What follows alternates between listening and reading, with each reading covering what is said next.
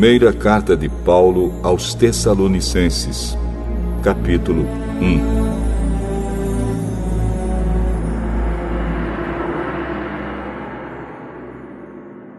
Eu, Paulo, e Silas e Timóteo, escrevemos esta carta aos irmãos da igreja da cidade de Tessalônica, a vocês que estão unidos com Deus, o Pai, e com o Senhor Jesus Cristo.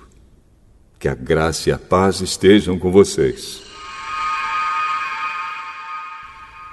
Nas nossas orações, sempre damos graças a Deus por todos vocês, e nunca deixamos de pedir em favor de vocês. Pois lembramos, na presença do nosso Deus e Pai, como vocês puseram em prática a sua fé, como o amor de vocês os fez trabalhar tanto, e como é firme a esperança que vocês têm no nosso Senhor Jesus Cristo. Irmãos, sabemos que Deus os ama e os escolheu para serem dele. Pois temos anunciado o Evangelho a vocês, não somente com palavras, mas também com poder, com o Espírito Santo. E com a certeza de que esta mensagem é a verdade. Vocês sabem de que maneira nos comportamos no meio de vocês, para o próprio bem de vocês. E vocês seguiram o nosso exemplo e o exemplo do Senhor Jesus. Embora tenham sofrido muito, vocês receberam a mensagem com aquela alegria que vem do Espírito Santo.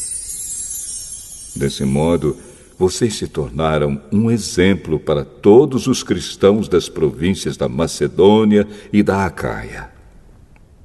Pois a mensagem a respeito do Senhor partiu de vocês e se espalhou pela Macedônia e pela Acaia. E as notícias sobre a fé que vocês têm em Deus chegaram a todos os lugares. Portanto, sobre isso não é preciso falarmos mais nada.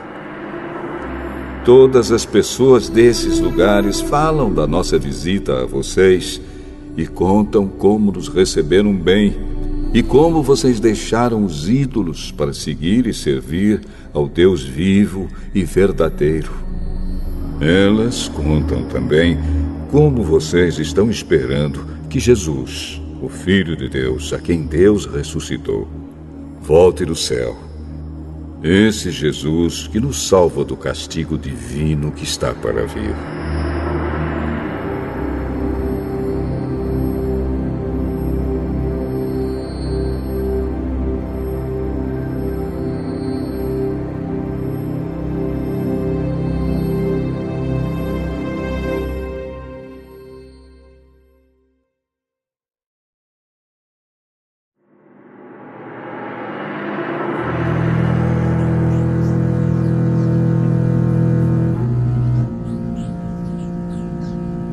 Primeira carta aos Tessalonicenses, capítulo 2.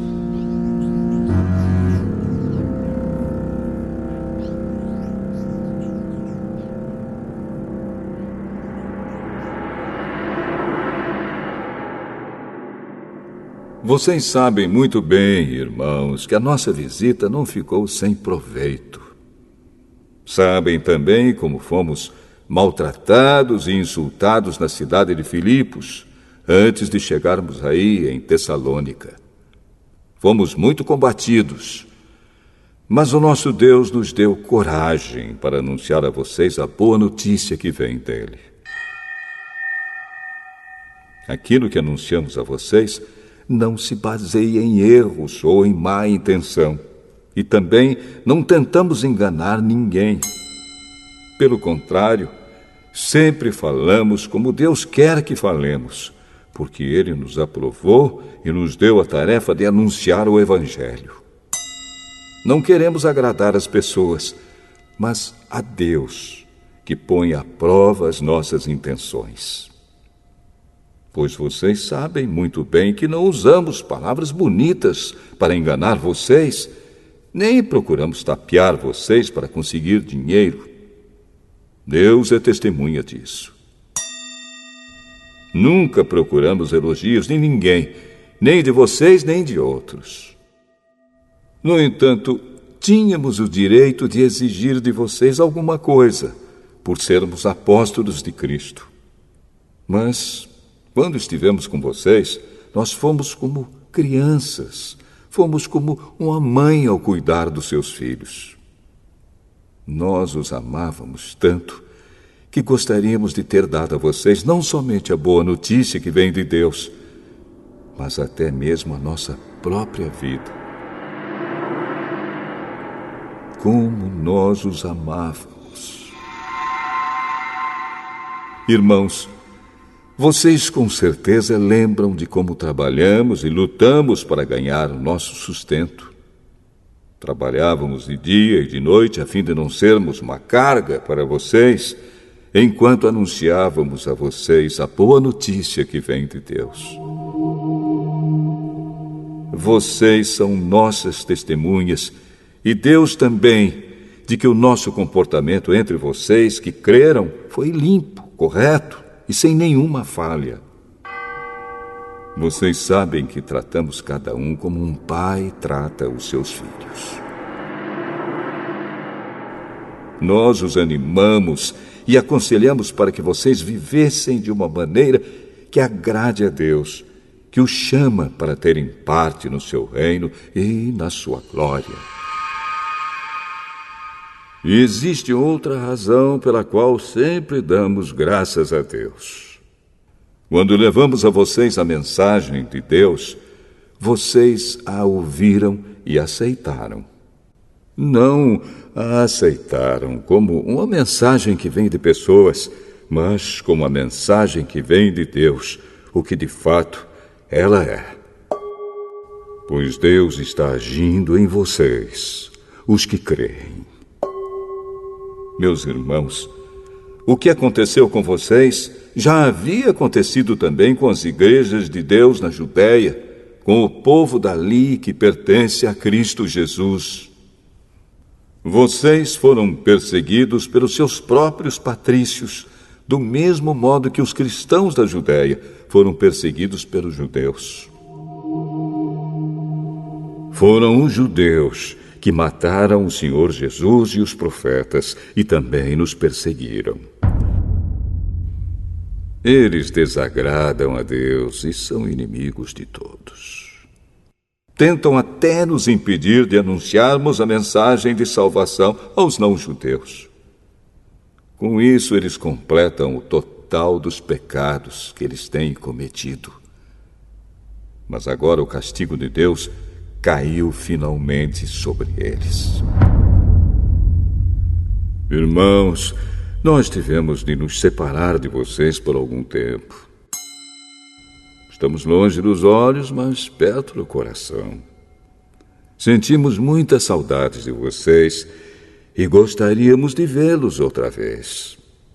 Por isso quisemos ir até aí e fazer uma visita a vocês.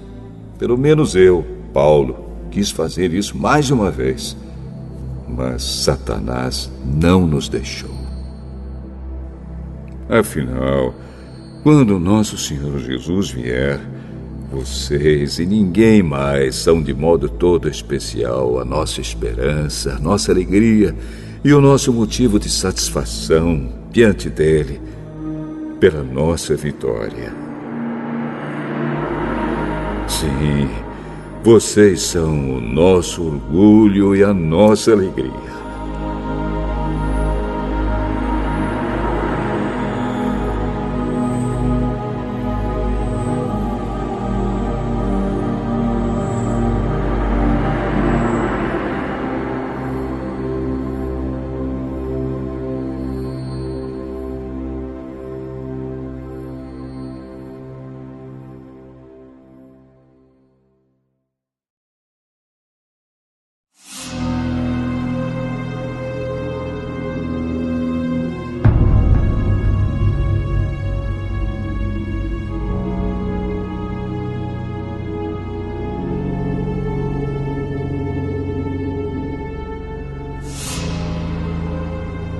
Primeira carta aos Tessalonicenses, capítulo 3.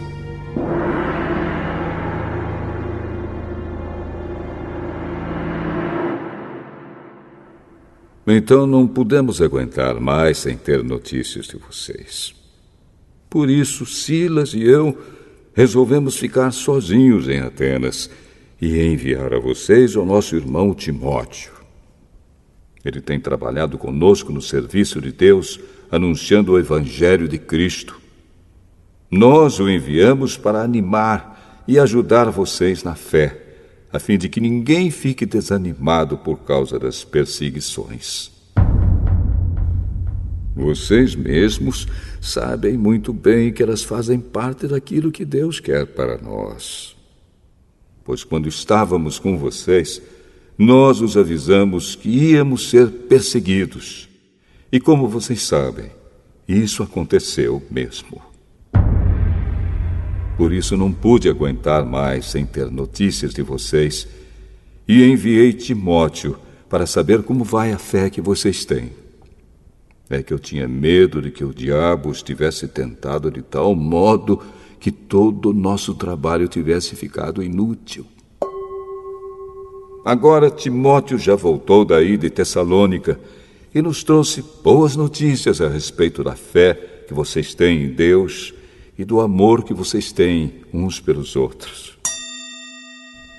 Ele nos contou que vocês sempre lembram de nós com carinho e que têm tanta vontade de nos ver como nós temos de ver vocês.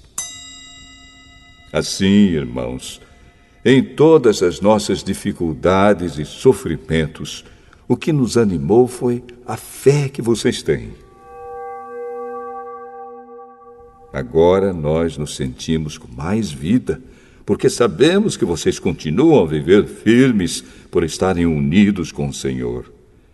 E assim podemos dar graças a Deus por vocês. Agradecemos a alegria que temos diante do nosso Deus por causa de vocês. Dia e noite pedimos a Ele de todo o coração que nos deixe ir vê-los pessoalmente para podermos completar o que ainda falta na fé que vocês têm.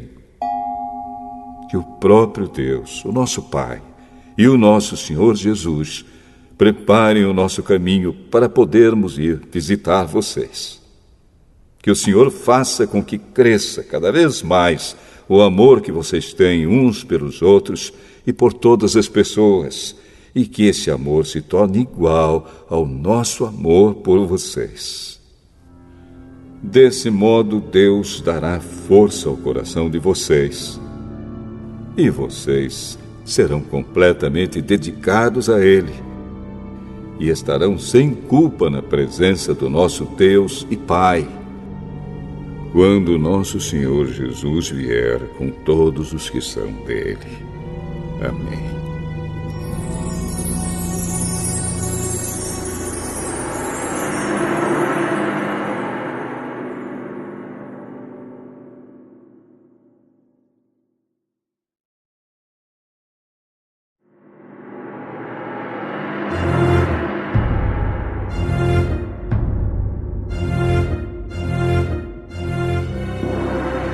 Primeira carta aos Tessalonicenses, capítulo 4. Finalmente, irmãos, vocês aprenderam de nós como devem viver para agradar a Deus. E é assim mesmo que vocês têm vivido. E agora pedimos e aconselhamos, em nome do Senhor Jesus, que façam ainda mais. Pois vocês conhecem os ensinamentos que demos pela autoridade do Senhor Jesus. O que Deus quer de vocês é isto: que sejam completamente dedicados a Ele e que fiquem livres da imoralidade. Que cada um saiba viver com a sua esposa de um modo que agrade a Deus, com todo respeito, e não com paixões sexuais baixas, como fazem os incrédulos que não conhecem a Deus.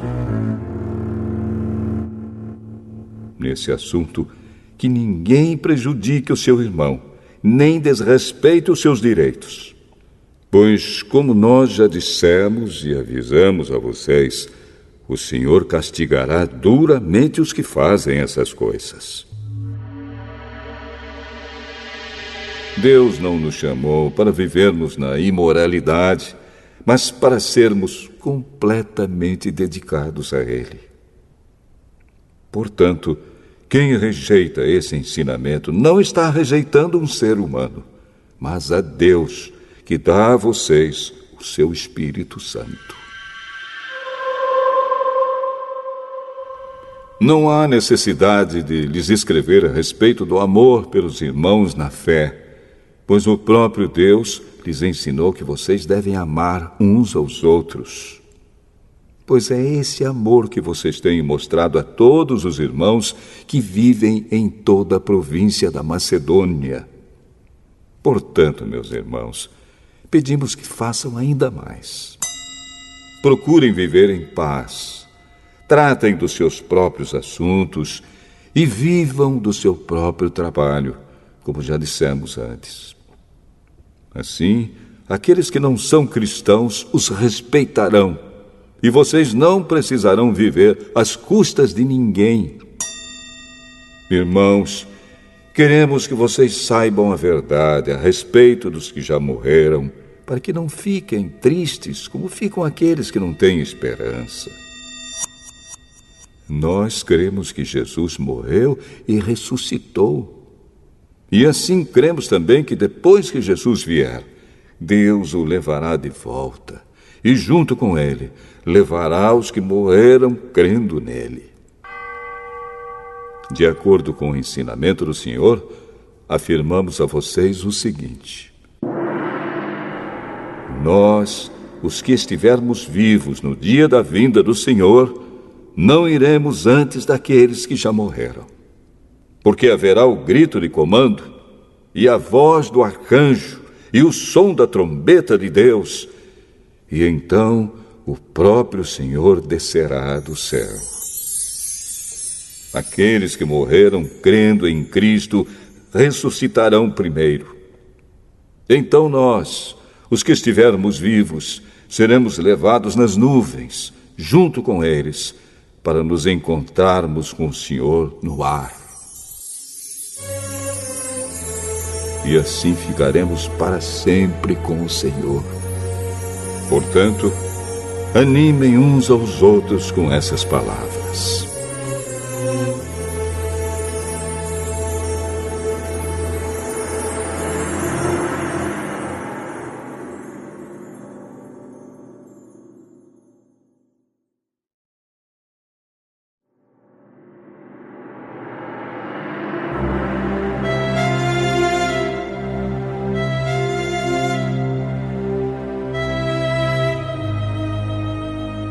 Primeira Carta aos Tessalonicenses, capítulo 5.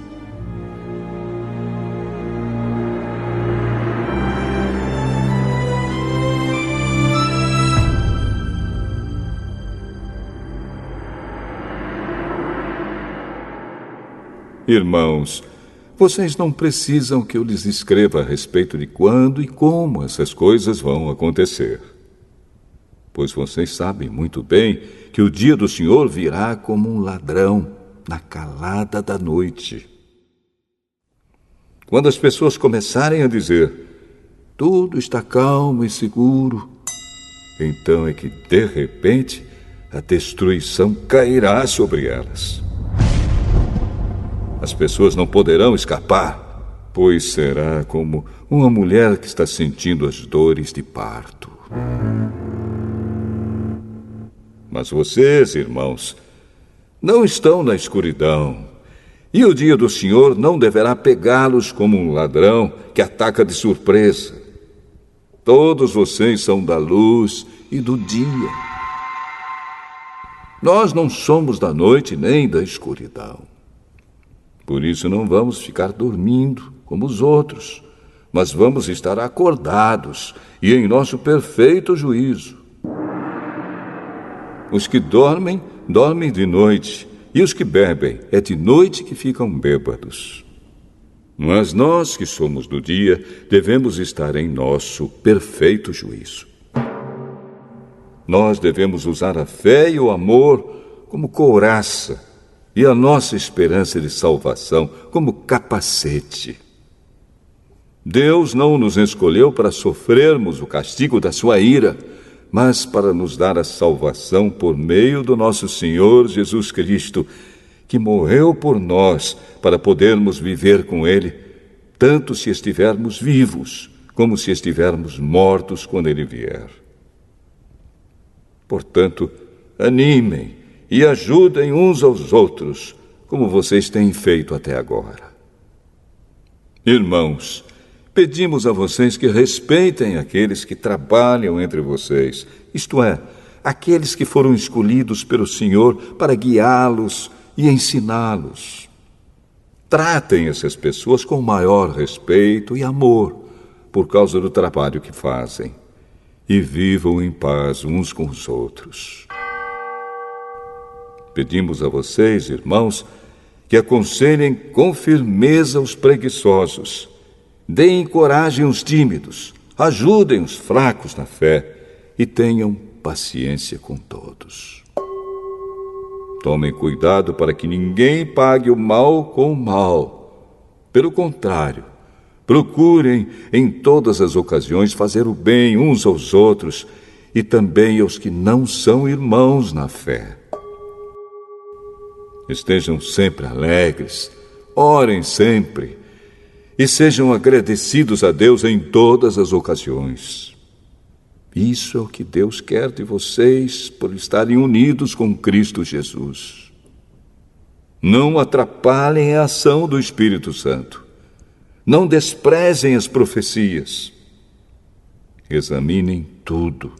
Fiquem com o que é bom e evitem todo tipo de mal. Que Deus, que nos dá a paz, faça com que vocês sejam completamente dedicados a Ele e que Ele conserve o espírito, a alma e o corpo de vocês livres de toda mancha para o dia em que vier o nosso Senhor Jesus Cristo. Aquele que o chama é fiel e fará isso. Irmãos, lembrem de nós nas suas orações. Cumprimentem todos os cristãos com um beijo de irmão. Peço com insistência, pela autoridade do Senhor, que esta carta seja lida para todos os irmãos. Que a graça do nosso Senhor Jesus Cristo esteja com vocês.